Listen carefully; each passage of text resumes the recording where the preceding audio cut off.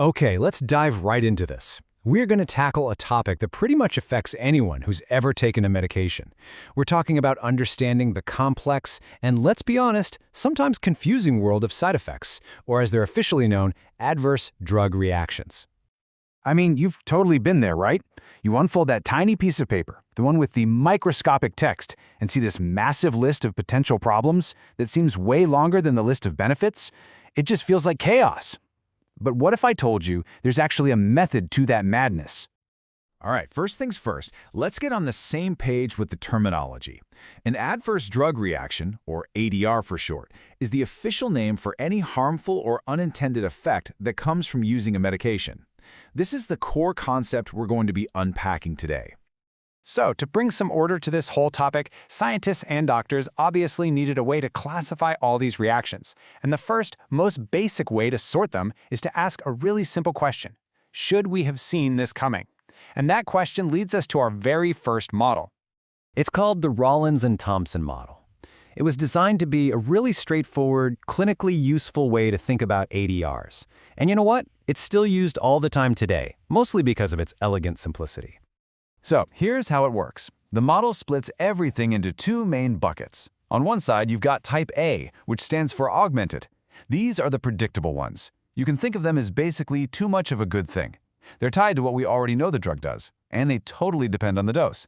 A perfect example is the anticoagulant warfarin. Its whole job is to thin the blood. So an augmented, predictable side effect is, you guessed it, an increased risk of bleeding. Then on the other side, you have type B for bizarre.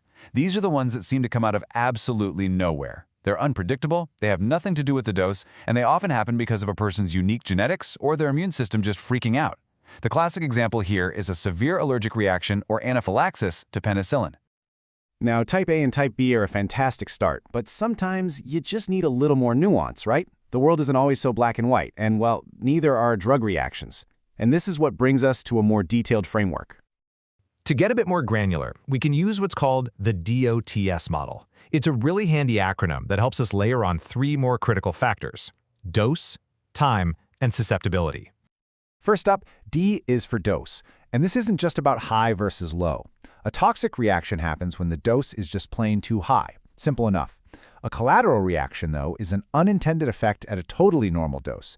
Think of an antihistamine that, yeah, it treats your allergies, but it also makes you super drowsy. And then there's hypersusceptibility, where a person reacts to a dose that's so low it wouldn't even affect most people. Next up, T is for time. The timing of a reaction can give us some major clues. Is it immediate, happening right after you take the pill? Is it delayed, maybe showing up weeks or even months later? Could it be a chronic issue that just builds up over years of use? Or, and this one's really interesting, does the reaction only happen when you stop taking the medication? That's what we call a withdrawal reaction. And finally, S is for susceptibility. And this is where it all gets personal. It's a huge reminder that we are not all the same. Our individual biology, our genetics, our age, our sex, and any other health conditions we have, all that can make us more or less likely to experience a particular ADR. So, we've looked at what happens from a clinical point of view, but what about at the molecular level? I mean, how do these reactions actually happen inside our bodies? For that, we need a model that was really designed for the researchers and drug developers. And that would be the IDOS model. I want you to think of this one less like a clinical sorting hat and more like a scientific roadmap that traces the entire causal chain of an ADR, right from the very beginning to the very end. IDOS basically lays out a five-step chain of events. It all starts with the extrinsic species. That's the drug. This drug then interacts with an intrinsic species. That's a molecule inside your body. Distribution is all about where this interaction happens.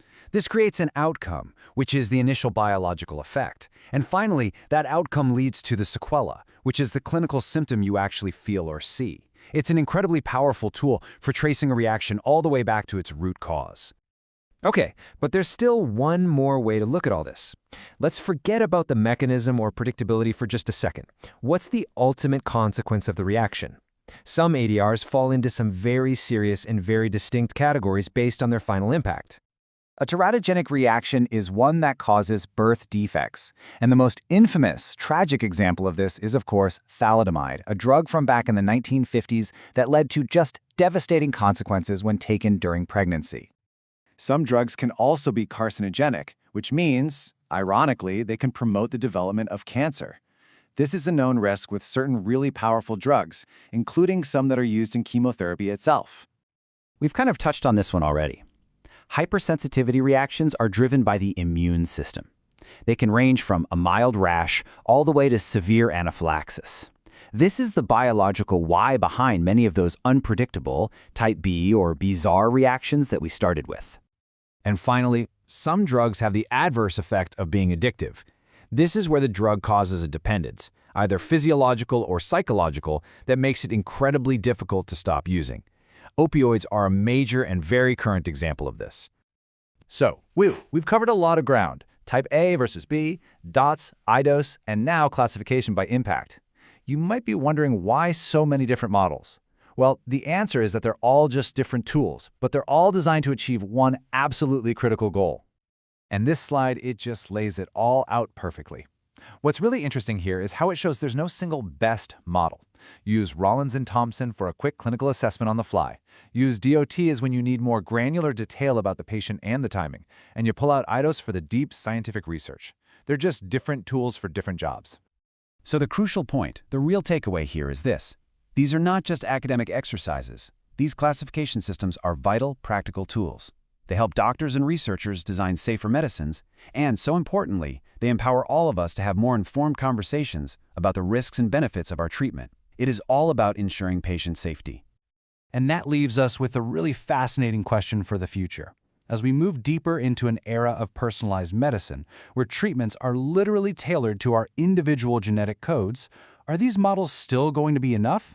Or will we need entirely new ways to classify and predict how each and every one of us will uniquely react to the medications of tomorrow?